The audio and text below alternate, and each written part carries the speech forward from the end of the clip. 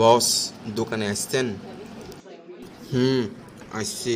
শোন, আমাদের দোকানে যে পচা আলুগুলো ছিল সেগুলো কে কিনলো জানিস?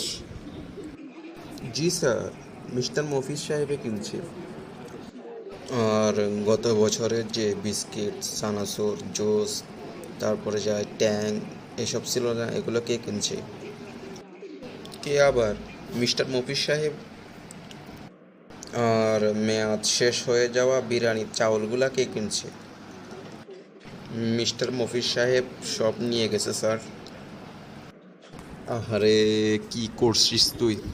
কার কাছে কি বিক্রি করতে হবে সেটা তুই এখনো জানিস না? কবে শিখবি বল? স্যার, কি হয়েছে স্যার? আমি তো কিছু বুঝতেছি না, একটু বোঝায় বলেন স্যার। আরে, মিস্টার মফিজ আমার বন্ধু না,